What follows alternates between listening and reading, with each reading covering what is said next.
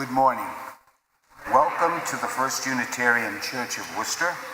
I'm Ken Hannaford-Ricardi, a member here at First Unitarian.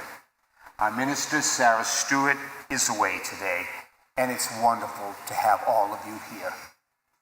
A small aside at the beginning, this is my first time doing this, and I'm very afraid that some of you I'll speak too softly and you won't be able to hear me.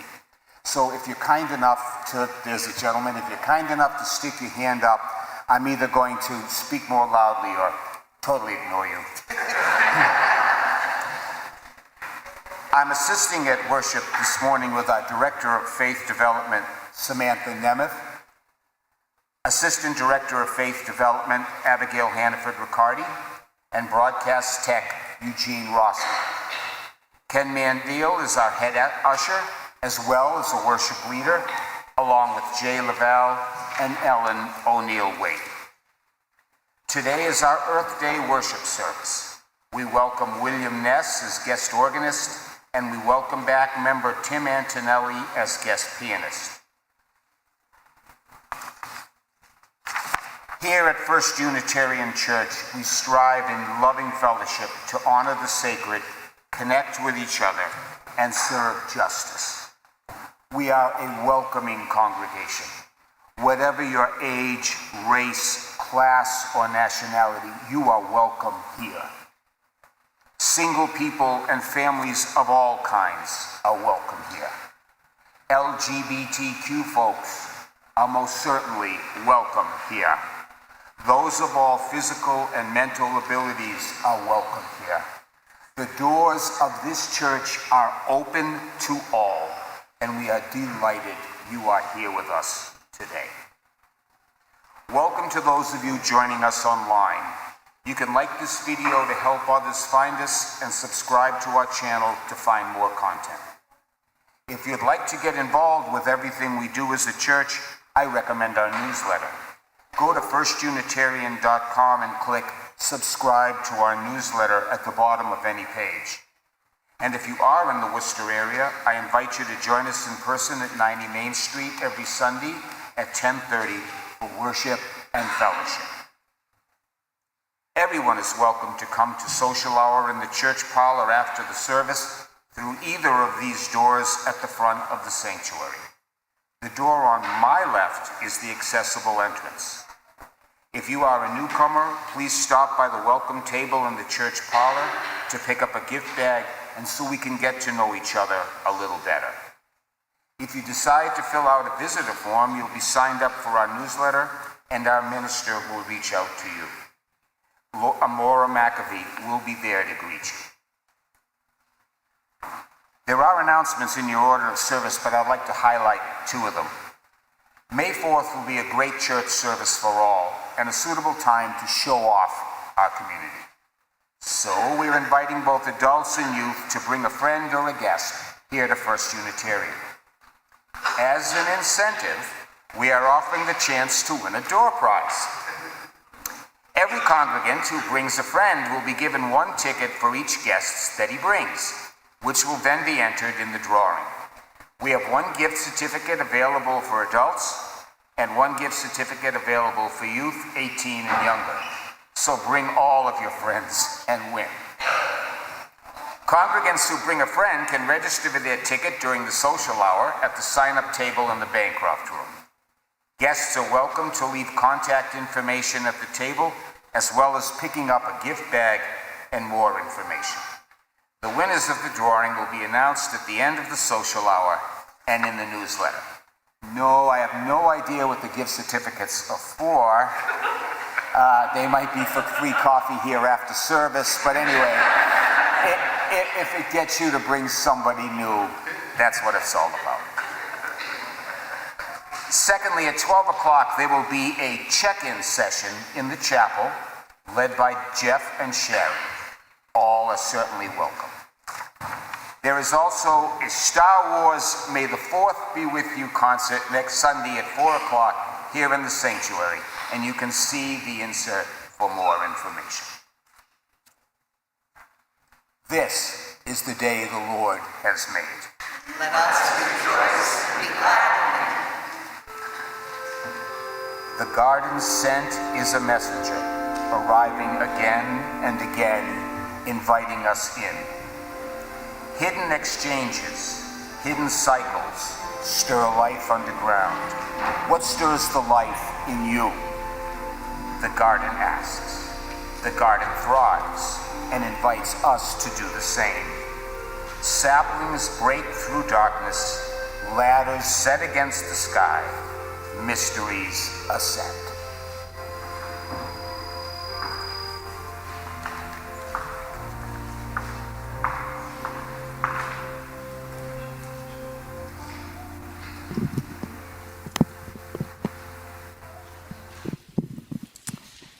Avriel, Alex, and Quentin are lighting our chalice this morning.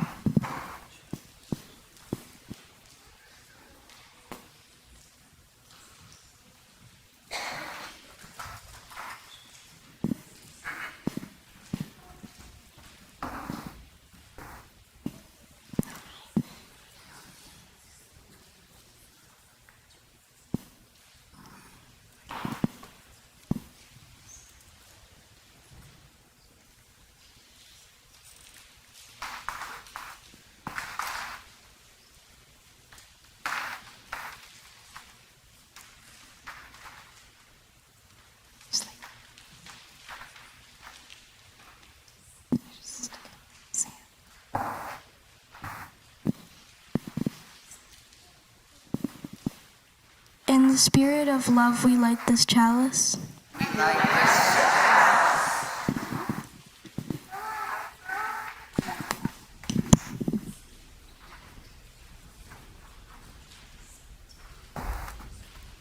Please rise in body or spirit to renew our covenant as printed in the order of service and on the screen.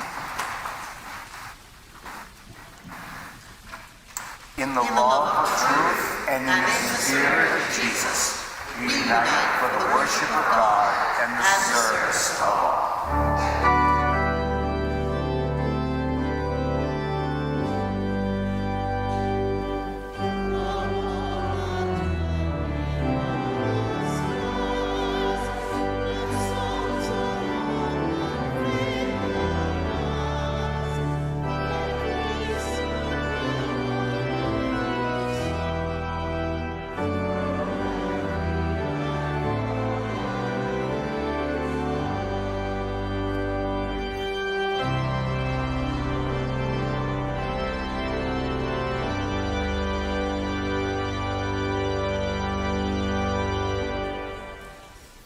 Please join us in singing our opening hymn, which is number 21 in your gray hymnal and on the screen.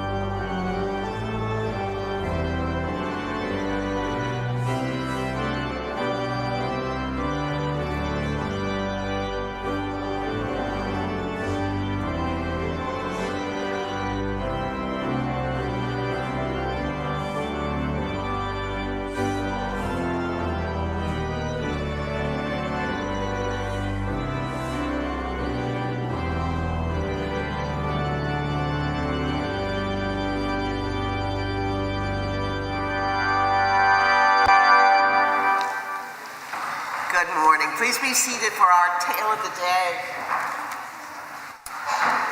This is the story of two best friends, a boy and his grandfather.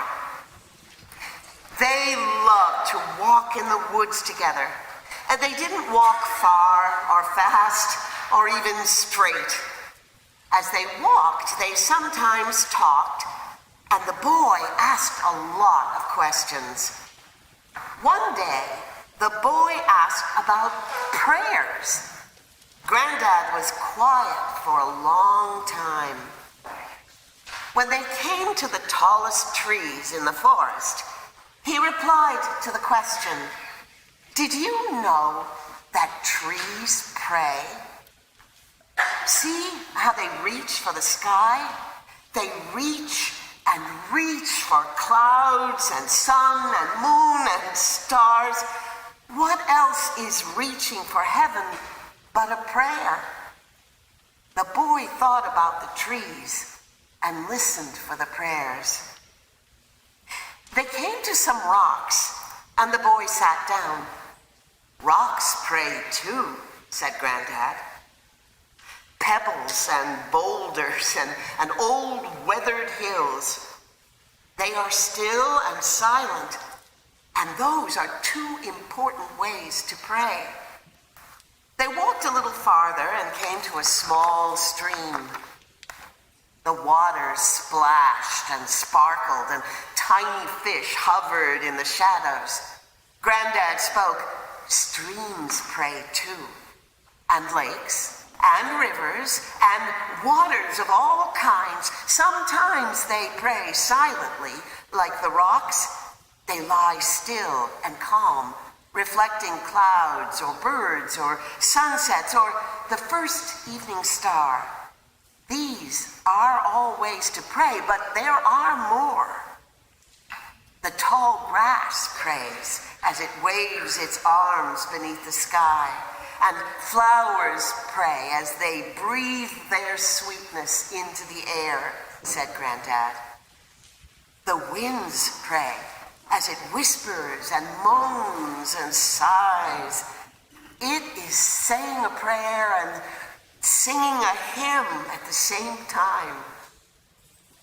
A bird prays when it sings the first song of the morning, and it prays at that silent moment just before it sings. And the robin's last song at sundown is an evening prayer. All the beings of the world pray as they slip through the forest or sparkle in the water, as they climb mountainsides or soar into the clouds or burrow into the earth. Each living thing gives its life to the beauty of all life, and that gift is a prayer." Then they were quiet for a while, and Granddad watched something far away, and the boy thought about all that he had said about rocks and trees and grass and flower and birds, and they were quiet for a long while. And then the boy asked his granddad about the prayers of people. His granddad answered, "People pray some of the most wonderful prayers of all. Bending down to smell flowers can be a prayer. Quietly watching the sunrise, feeling the slow turning of the earth, and saying hello to each new day is one of the oldest prayers. Standing in snowy woods on a winter day and watching your breath become part of the world is a way to pray. Making music or painting a picture can be a prayer. Holding hands around the table with family and friends, remembering all that holds us together and giving thanks is one of the greatest prayers. Sometimes people pray when they are sick or sad or lonely or have a problem too big to carry by themselves. They may say words that they have learned from their fathers or mothers or granddads or great-grandmothers, but often they must find their own words. The important thing is to remember that the words will always be right if they are real and true and come from the heart. They had walked enough for the day, and Granddad said it was time to go back. The boy had one last question. Are our prayers answered? He wanted to know. Granddad smiled. Most prayers are really questions. And if we listen very closely, a prayer is often our own answer. Like the trees and the winds and waters, we pray because we are here. Not to change the world, but to change ourselves. It is when we change ourselves that the world is changed, he said. The two friends went home. They went for many more walks, and the boy listened for the prayers of the earth, never really sure if he had heard them.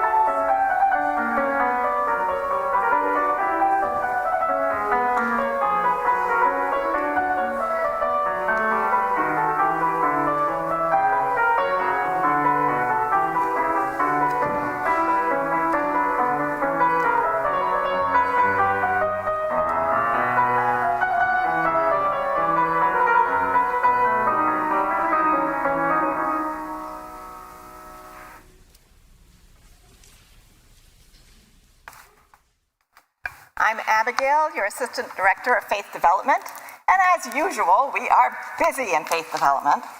So first of all, I want to thank everybody who brought in Easter eggs. We had a fabulous day for our Easter egg hunt last week, and we raised $475 for the Worcester Animal Rescue League.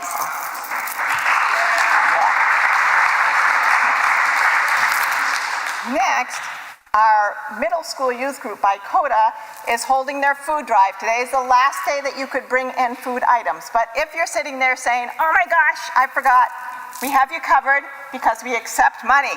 So if you want to write a check, make it out to First Unitarian Church, make sure you write food drive in the memo line, and we will make sure that they get it. It's for the Cardi cupboard next door at our neighboring church.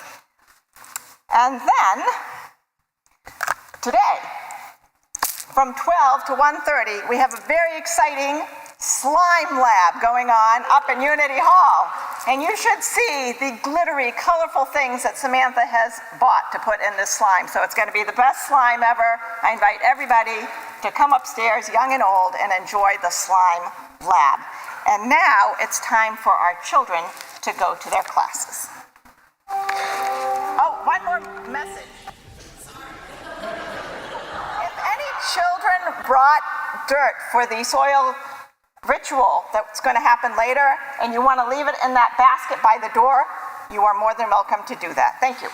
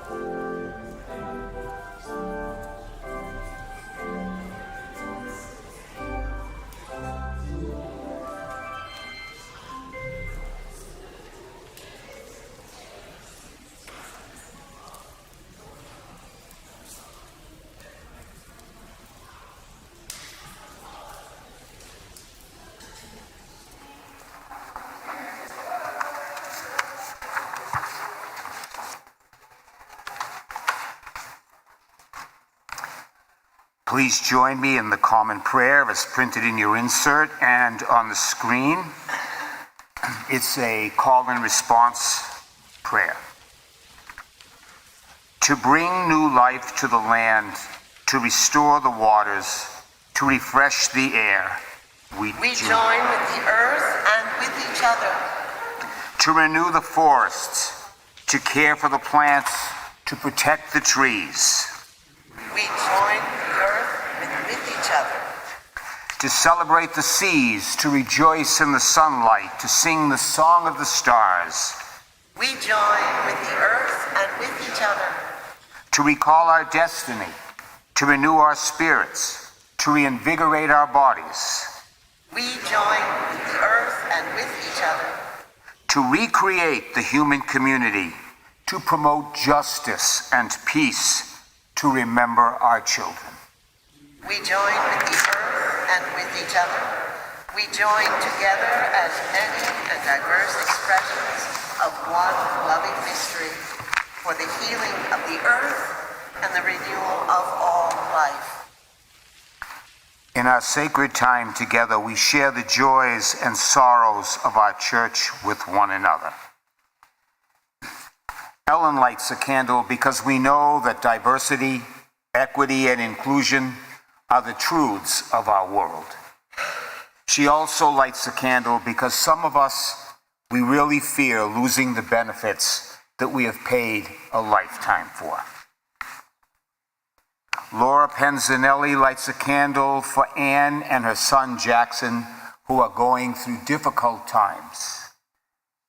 And finally, new member Camille Hathaway lights a candle of joy for her wedding today. May we always find strength and happiness in each other through all of life's trials.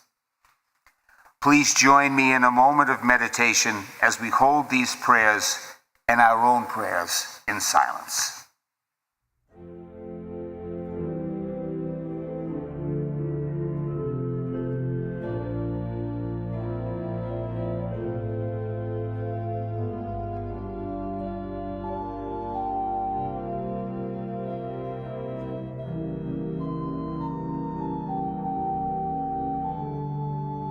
But we rejoice in the words from the Lord's Prayer, as printed in the order of service and on your screen. Our Father, who art in heaven, hallowed be thy name.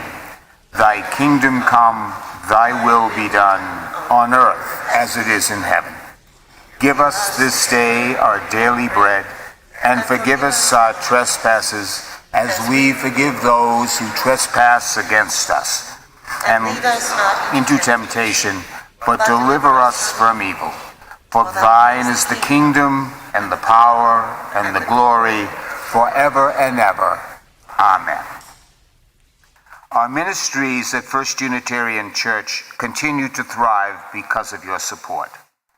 The ushers will receive this morning's offering, or you may scan the QR code in the order of service. If you're online, you can scan the QR code, which will appear on your screen. I invite your generous contributions for the good work of First Unitarian Church and its work in our community.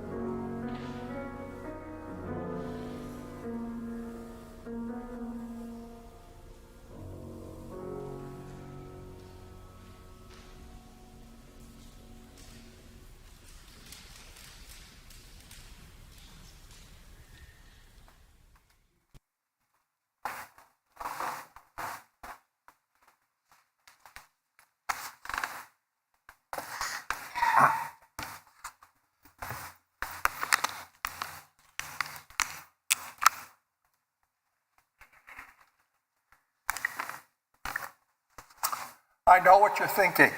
Jay's in the pulpit. That means we're going to hear Rilke. That's right. Our first reading is the poem In April by the Austrian poet Rainer Maria Rilke. Again the woods are odious. The lark lifts on up-soaring wings the heaven gray that hung behind the treetops, veiled in dark, where branches here bare disclose the empty day. After long rainy afternoons, an hour comes with its shafts of golden light and flings them at the windows in a radiant shower.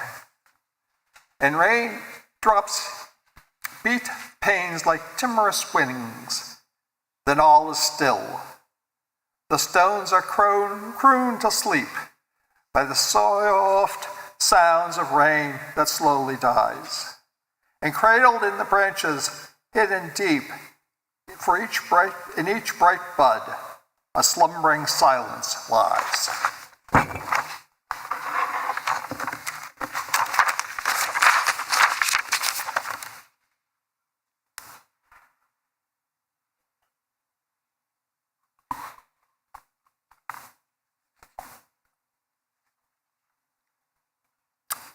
Our second reading today is a short essay called Notes of a Biology Watcher by Lewis Thomas. Lewis Thomas was a New England physician who had a long and varied career that ended with him being both the dean of the Yale School of Medicine and the director of the Sloan Kettering Institute. But he became widely known for a column that he wrote for the New England Journal of Medicine. And this is one of those essays. We are told the trouble with modern man is that he's been trying to detach himself from nature. He sits in the topmost tiers of polymer, glass, and steel, dangling his pulsing legs, surveying at a distance the writhing tide of the planet.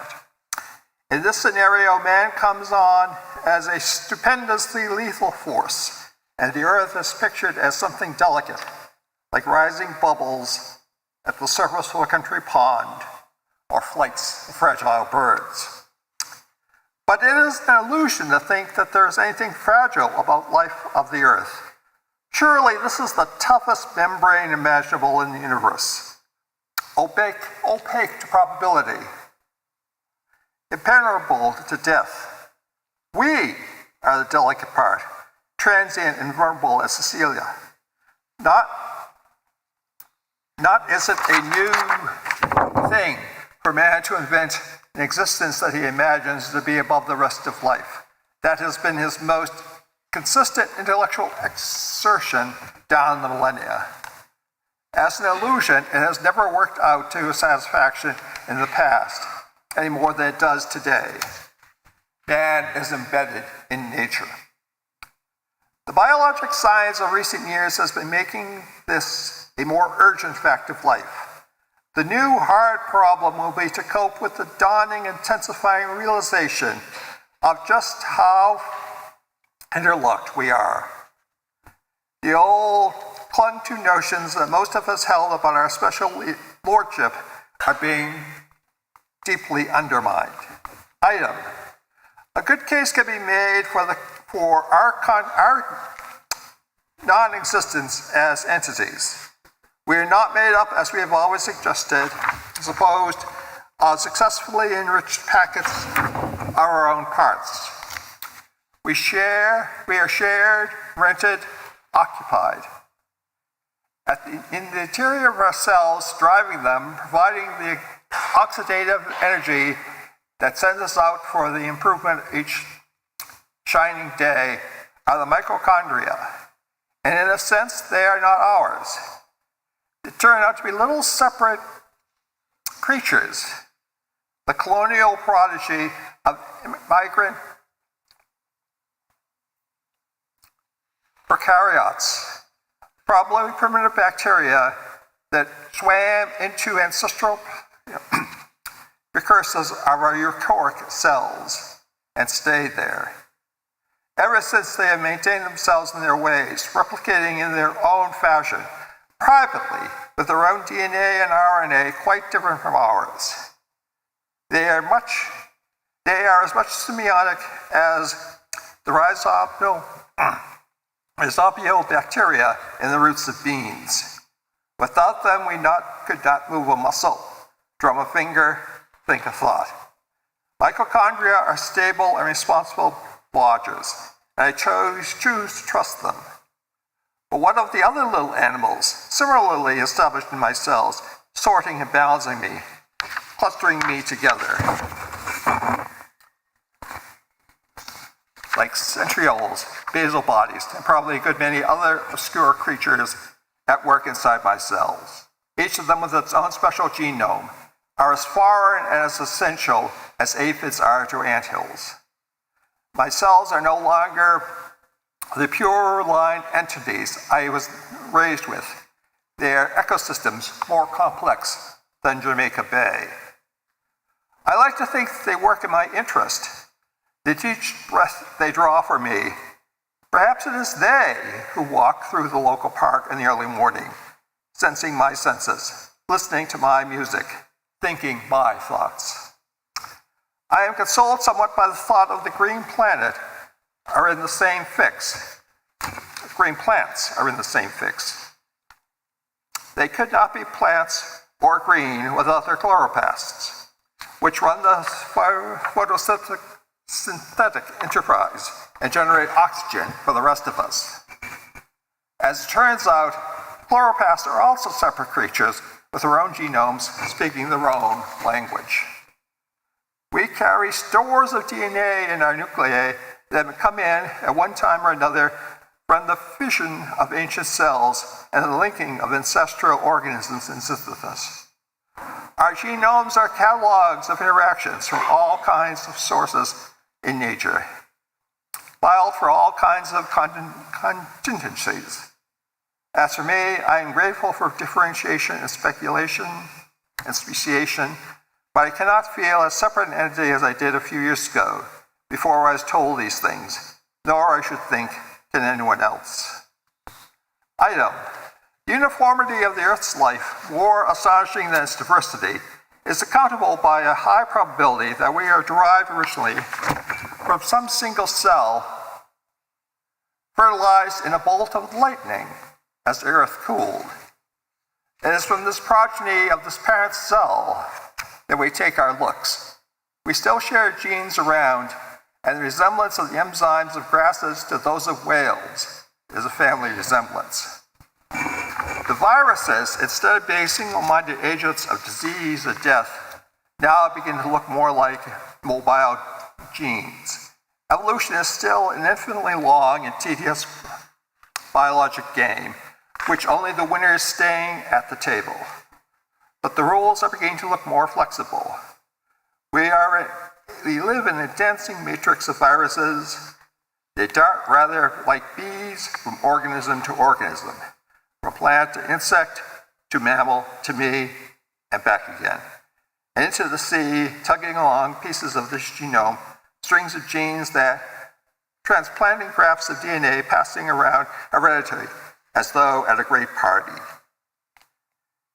They may be a mechanism for keeping new mutant kinds of DNA in the widest circulation amongst us.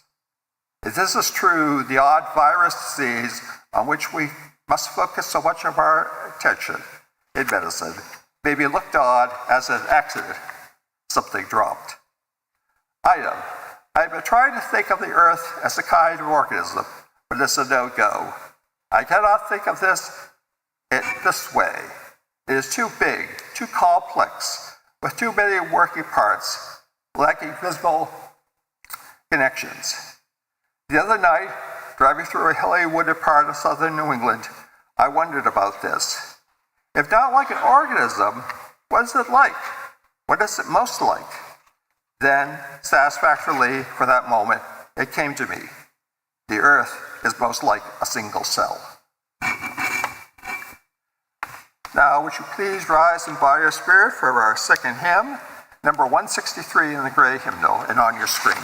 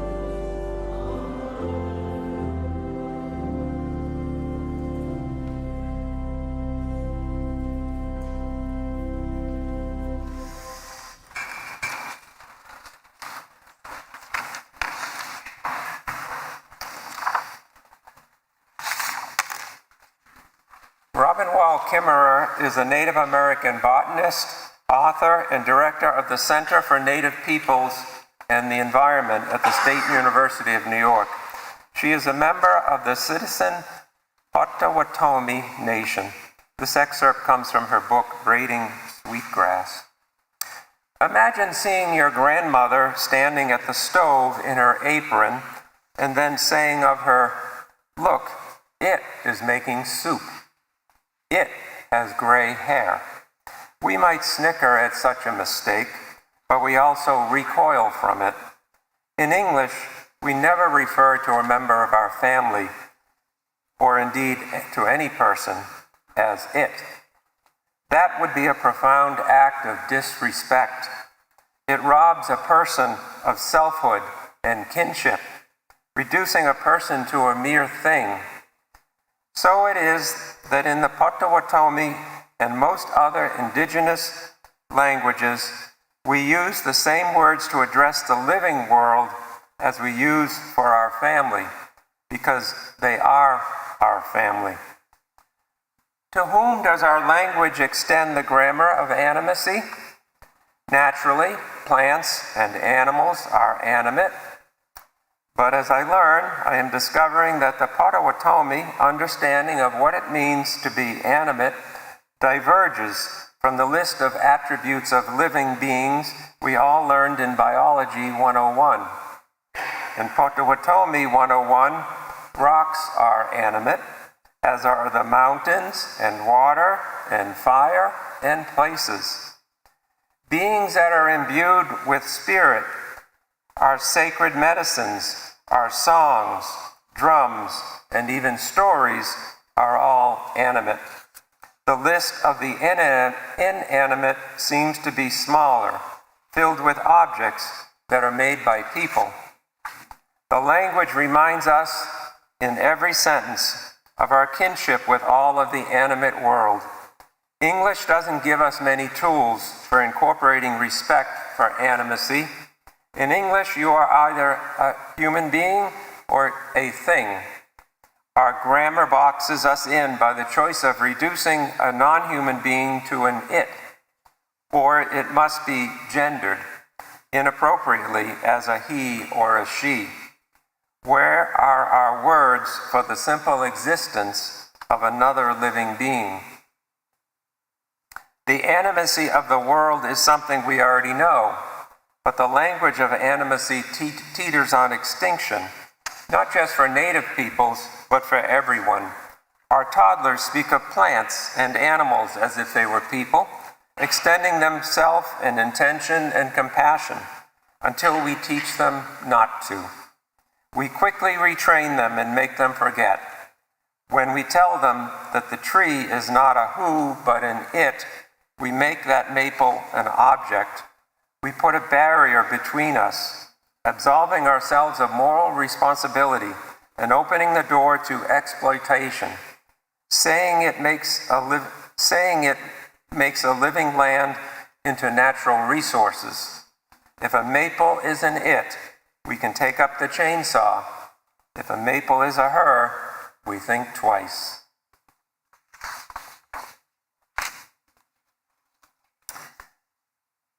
For most of human history, people lived in awe and fear of nature.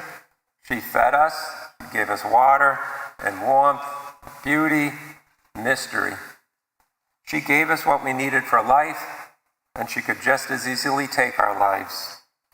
And we responded with gratitude and respect. There was no need to reconnect with nature. We were of the earth. Nature and God, or gods, were one. All was sacred.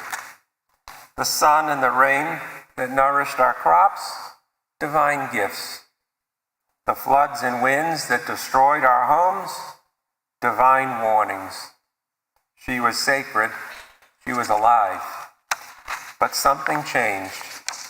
Science and reason began to remove the miraculous character of nature. Myth and faith were no longer needed to explain the weather and the seasons, the tides and the plagues, birth and death. God, once in the river, in the tree, in the storm, was now elsewhere, above, separate. Religion scholar Karen Armstrong writes that in the West, nature and the divine began to drift apart. Armstrong writes, quote, "In early modern Europe, the link between nature and the divine was severed, and Christians began to see God as separate from the world. God was no longer present everywhere in everything.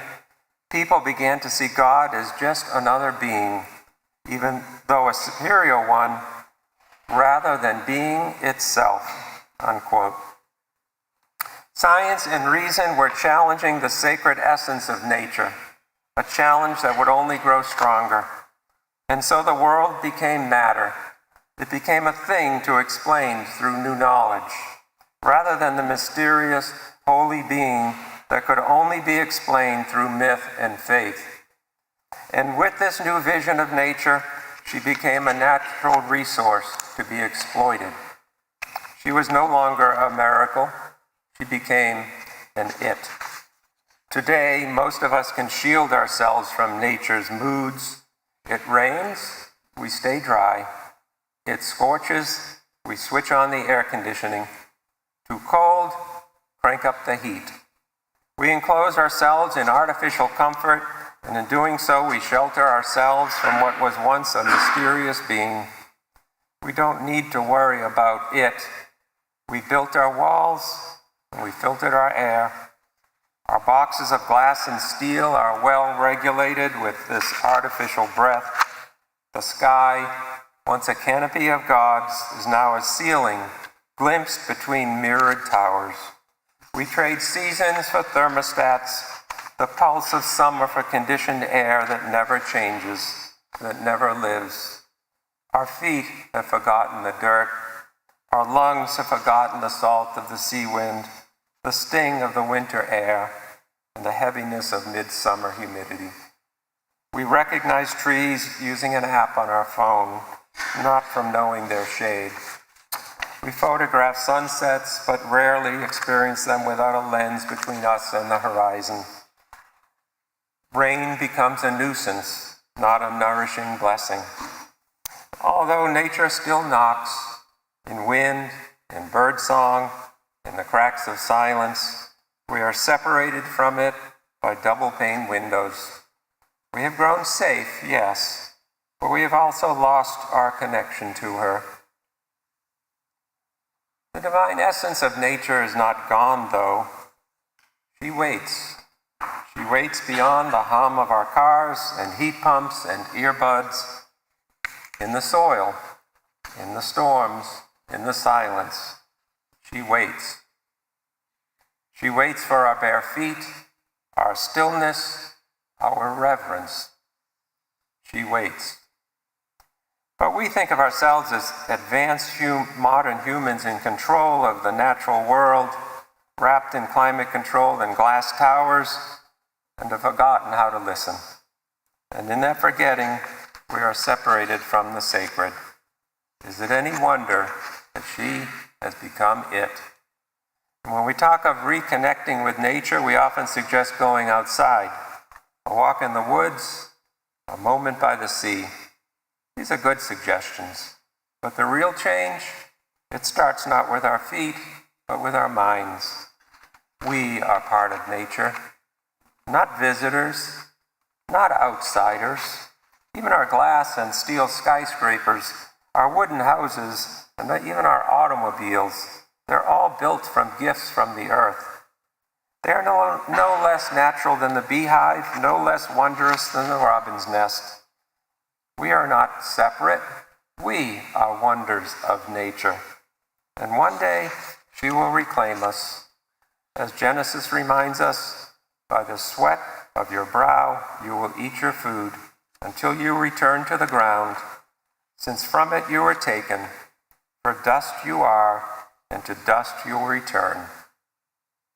She waits. Perhaps nature is not it, or even she.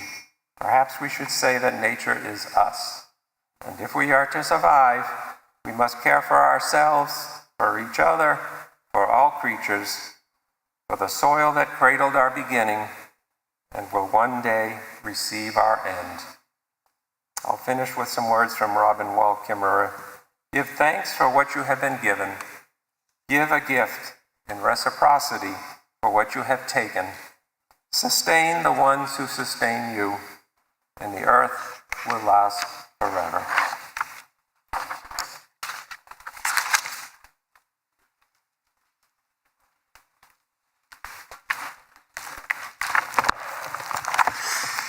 I want to share the poem that brought us the theme for today's service. Its title is When Earth Becomes an It, and it was written by Mary Lou Awikakta, a Native American educator, author, and poet. When people call Earth Mother, they take with love, and with love give back, so they may live.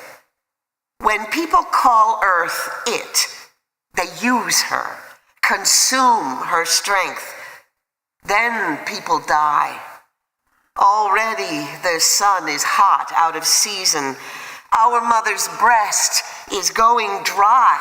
She is taking all green into her heart and will not turn back until we call her by her name. Like Robin Wall Kimmerer, as Ken was reading, Awiyakta uses the grammar of animacy, that concept that all beings are worthy of being seen and considered. In fact, Awiyakta reminds us that when we humans make its of other beings, we do it at our own peril. When we disregard our intimate relationships with all that surround us, whether willful or by unknowing ignorance, we will not, cannot live in balance, and we will likely not survive. So words do indeed matter, They shape how we act and how we judge actions, our own and those of others. Excuse me.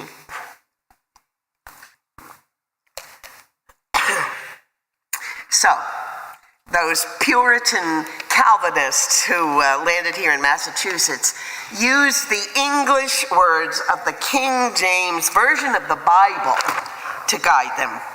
And thereby, my dear Unitarian Universalist friends, hangs our tale. Their version of Genesis told our Puritan immigrants that God created man in his own image, male and female created he them, and furthermore, God said that those God-imaged humans could subdue the earth and could have dominion over every living thing. God gave humans every herb bearing seed, every fruit of a tree. I give to you, so it shall be food. And just to clarify God's mandate, he gave Adam the naming rights for everything.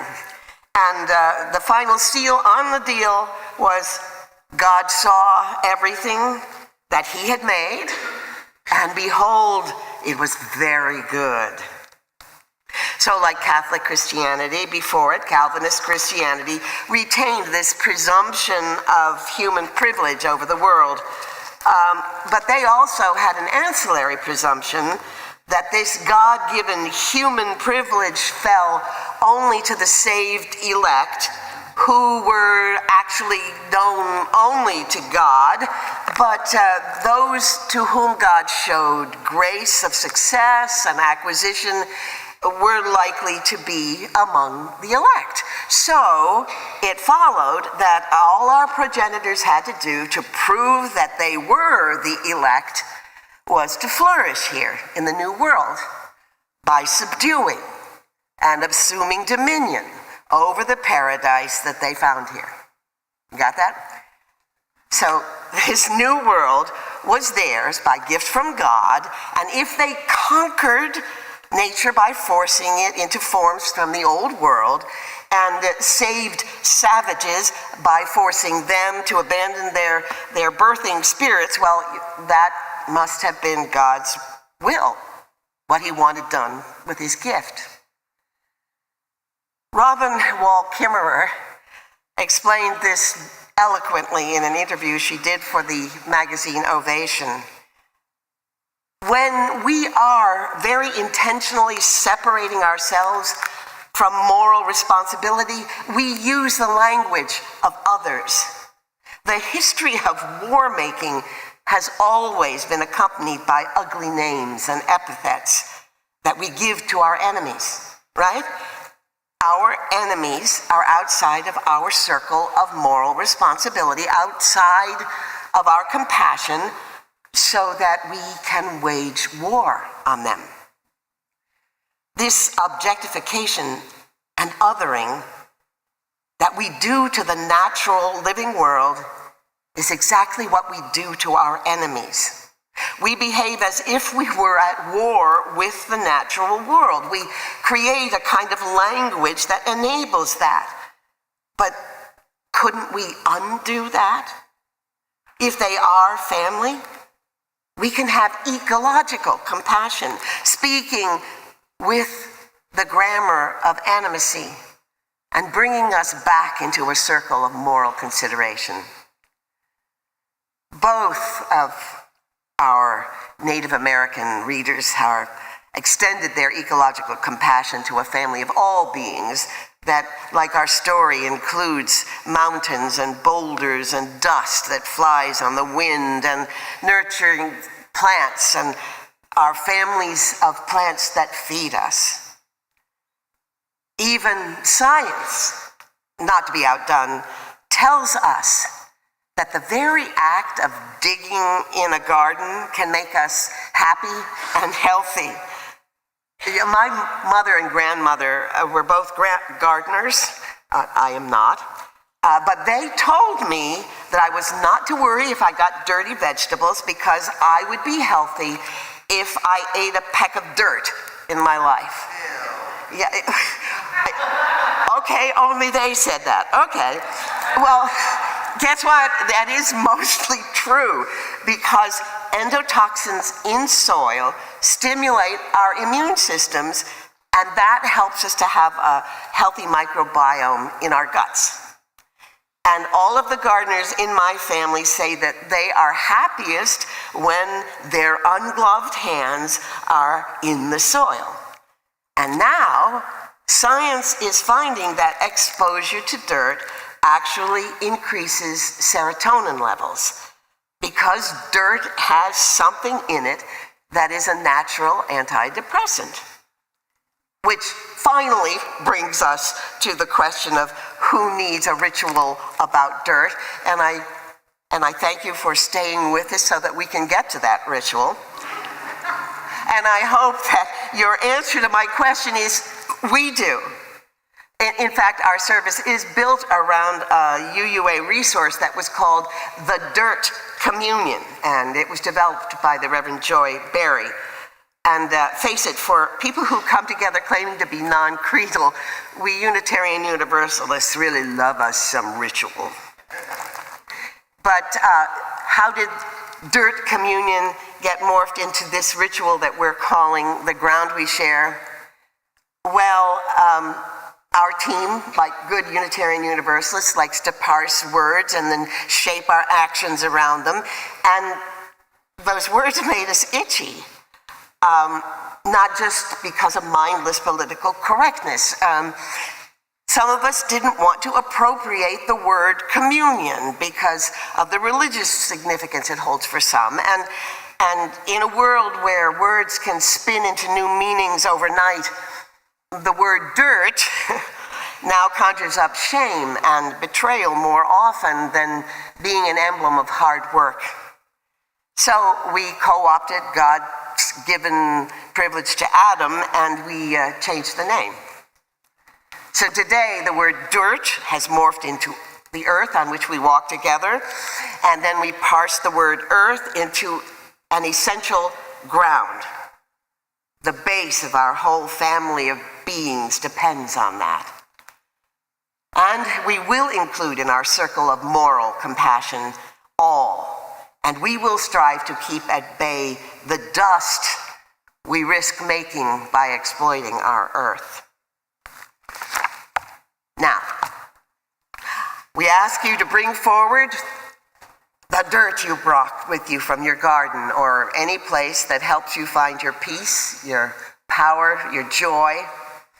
And please, if you did not bring your own treasure, come on down. The ushers will share some of that communion with you. And as to the ritual logistics, just go ahead and use the aisle that's nearest to you, and you're comfortable getting to it. And just remember to drive on your right as you come down, so that as people circle around and drive on their right as they go back, you won't bump into each other. Choose one of our vessels, our terraria, and deposit your gift carefully, because we would like to avoid having our offerings become the kind of dirt on our carpets that we scorn. And you can just leave your empty bags and cups in the bag or the baskets that are there. And if you've brought some other transport device, take it home with you. Now we begin. Please rise and give yourself some time to think about what you're doing, help those who need your help, and let some music make meaning.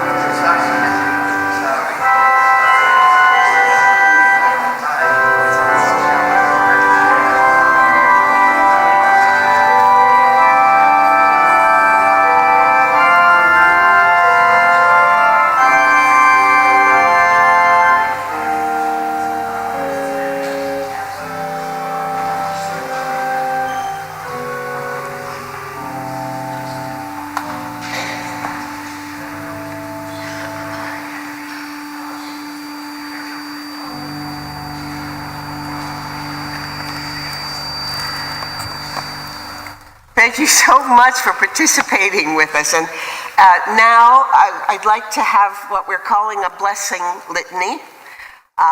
Your response is in your order of service. The only thing you have to say is, "We bless the ground we share." And I will even gesture if it's required. In the knowledge that we are all of us imperfect, but come together in communities of grace, we bless. In the belief that we humans share an origin and a common destiny, in a sustaining faith in human redemption and growth, in the wisdom of science that tells us dirt is an important part of our own health and happiness. In understanding that all living creatures are connected and have a right to healthy soil. In hopes that we all continue to grow together in mind, body, and spirit. In thanks to our children who will make our dirt bloom, we bless this ground we share.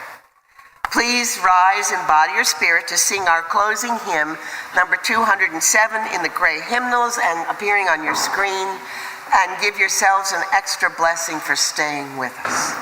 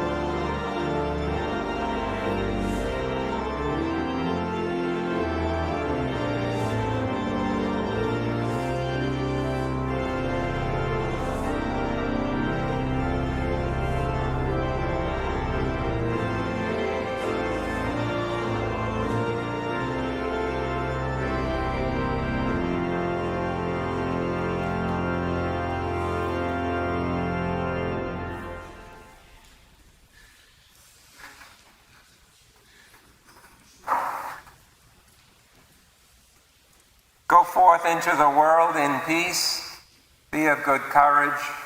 Hold fast to that which is good. Render to no one evil for evil. Strengthen the faint-hearted. Support the weak. Help the afflicted. Honor everyone. Love and serve the holy. Rejoicing in the power of the Spirit forever. Amen. Please be seated for the closing music.